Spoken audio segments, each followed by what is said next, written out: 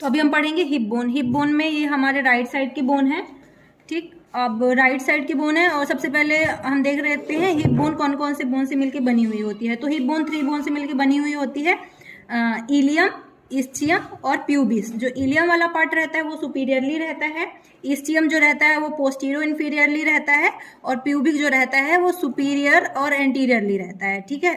Pubic वाला part anteriorly रहता है। तो जो तीनों बोन आपस में मिलके ज्वाइन होती हैं वो एसिटाबुलम पे ज्वाइन होती है, और एसिटाबुलम का मोस्ट ऑफ पार्ट जो है वो इलियम बनाता है हमारा, ठीक है। अब हम सबसे पहले देख लेते हैं इलियम को देख लेते हैं। तो जो सुपीरियर वाला पार्ट रहता है, फ्लैंक रहता है, फैन शेप का रहता है, वो क्या कहलाता है, इलियम कहलाता है, ठीक। अब इलियम में ये जो सुपीरियरली दिख रहा है हमको, सुपीरियर वाला पार्ट रहता है वो क्या कहलाता है, इलियक क्रेस्ट कहलाता है, ठीक है। इलियक क्रेस्ट कहलाता है। इलियक क्रेस्ट के जब आप फॉरवर्ड आएंगे तो मिलेगा आपको एक छोटा सा ट्यूबरकल मिलेगा जिसको हम बोलते हैं एंटीरियर सुपीरियर इलियक स्पाइन।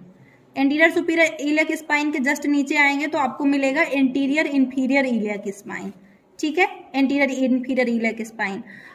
अब उसके बाद ऐसे ही आप पोस्टीरियर पे आ जाएंगे तो पोस्टीरियर पे आपको मिलेगा पोस्टीरियर सुपीरियर इलियक स्पाइन और पोस्टीरियर इंफीरियर इलियक स्पाइन, ठीक। अब इस पे 4 स्पाइन मिलती हैं और इस पे 3 सर्फेसेस मिलती हैं हमको। ये जो आउटर साइड वाली सरफेस है इसको बोलते हैं ग्लूटियल सरफेस, आउटर साइड वाली सरफेस ग्लूटियल सरफेस, और इनर साइड पे हमको मिलेगा इलियक सरफेस। और चूंकि एक कैविटी टाइप का भी यहाँ पे रहता है ये स्ट्रक्चर, तो इसलिए इसको हम इलियक फोसा भी बोलते हैं, ठीक। इलियक फोसा के जस्ट आप पीछे आओगे तो आपको मिलेगा सैक्रोपेल्विक सरफेस जो थोड़ा रफ रहता है और ये सैक्रम से अटैच होता है, ठीक है। और इलियम में हमको 3 बॉर्डर मिलते हैं। तो इलियम में 3 बॉर्डर मिलते हैं। पहला है एंटीरियर बॉर्डर। तो एंटीरियर बॉर्डर जो है एएस आईएस को एंटीरियर सुपीरियर इलियक स्पाइन और एंटीरियर इंफीरियर इलियक स्पाइन के बीच में रहता है। और ऐसे ही आपका पोस्टीरियर बॉर्डर मिलता है और मीडियल बॉर्डर मिलता है जो कि इलियक सरफेस और सैक्रोपेल्विक सरफेस को डिवाइड करता है, ठीक है। जब आप पोस्टीरियर सुपीरियर इलियक स्पाइन और पोस्टीरियर इंफीरियर इलियक स्पाइन के नीचे आएंगे तो आपको मिलेगा ग्रेटर सियाटिक नोच और लेसर सियाटिक नोच, ठीक है। और ग्रेटर सियाटिक नोच और लेसर सियाटिक नोच के बीच में रहता है इस्चियल स्पाइन, ठीक है। अब जब आप लेसर सियाटिक नोच से नीचे आएंगे तो ये क्या मिलेगा हमको, इस्चियम मिलेगा।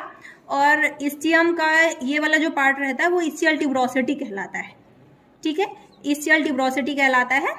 और ये जो हमारा कैविटी वाला स्ट्रक्चर दिख रहा है इसको एसिटाबुलम कैविटी बोलते हैं, और यहाँ से हेड ऑफ फीमर अटैच होकर हिप जॉइंट बनाता है, ठीक है। एसिटाबुलम के जस्ट नीचे एक फोरामेन मिलता है, इसको बोलते हैं ऑब्टुरेटर फोरामेन, ठीक है, ऑब्टुरेटर फोरामेन। और जो ये आगे का पार्ट है इसको क्या बोलते हैं, प्यूबिक बोलते हैं।